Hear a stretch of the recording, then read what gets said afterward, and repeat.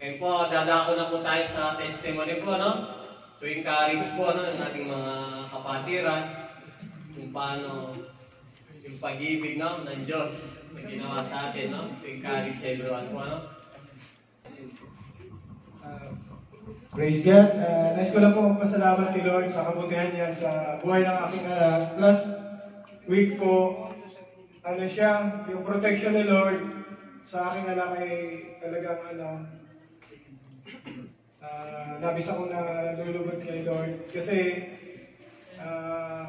yung anak ko, matutulog na sila. Iyaya siya nung kabarkada niyang mag-Paris daw. Eh ngayon, ito namang presentado namin anak ko, siya yung magdadrive ng motor, yun, nakabangga. Pinadisgrasya yung mga motor din na babae, pinamedical. Pero yun nga, pasalamat ko kay Lord at walang nangyaring masama sa akin, mababaw na gas-gas lang. Kaya yun, sabi ko sa kanya, yung motor hindi pa binibigay ni Lord para sa iyo kasi maaari mong ikapahamak na, sabi ko sa kanya. Kaya yun, nakinig na yung anak ko. Hindi na rin siya magmumotor. Pang-ways na lang daw siya. Praise God. Thank you, Lord.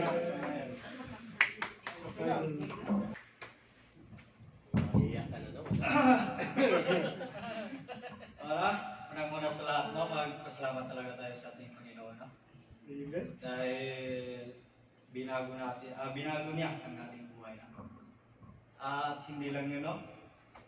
Dahil nung pag-ati namin sa EGR, talagang nakita ko si Lord sa aking harapan. Amen!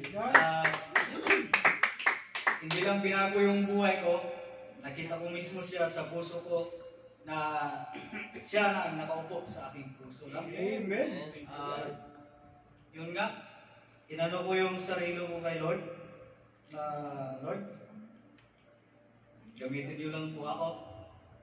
Ibinibigay, surrender ko na po ang aking lumang pagkatao na. Kaya yun, grabe, sobrang iyak ko nung araw na yun. Kaya ni-encourage ko yun yung kaibigan ko na sila Tanggolo. Praise God. Praise God. Totoo yun. Ni-encourage ko kayo na maging mabuti kayo para kay Lord. Amen. Unang po lang, hindi ko masabi sa puso ko kasi parang yung spirit ko at saka si Lord talaga yung nag-usap, no? Kaya bigla ka talagang iiyak, no? Parang na-open yung yung spirit ko, parang hindi na ako maya. Kasi pauwi ka na eh. Hindi, parang nagpusa ka talaga, parang gustong-gusto mo i-share yung mga ano mo.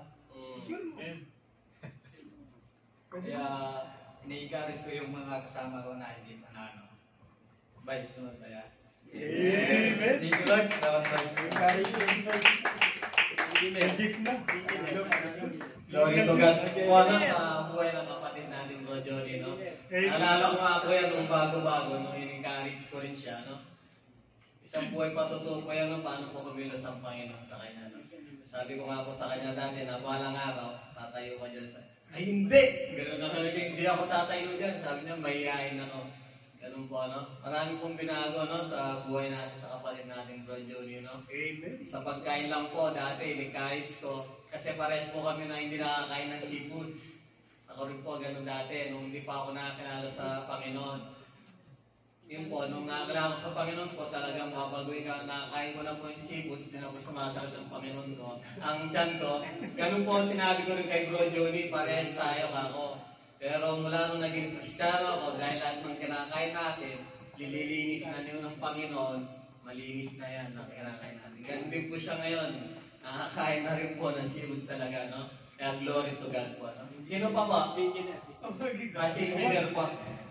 More engineer.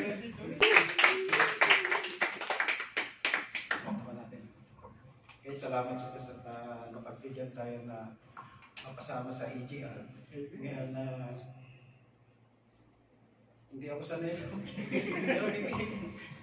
tama yung sinabi ni Brad Juni na ano na yung nga makikilala mo lubusan si ang Panginoon sa AGR.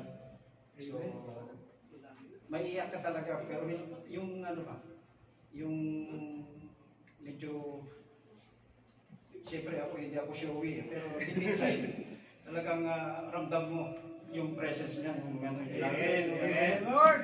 Nagsasabi na, go out, go out. Lalakas ng go out eh. Pagka, Pero, katabi ko si Juni, so, ewan ko kung sumuka ito eh. Pero syempre, pagka yun ang kagandahan nun na, saka, ano ba tawag yung, mag-pray ka na palagi. Yun ang kinuha nila doon. Kung ano man yung mga tinuturo nila doon,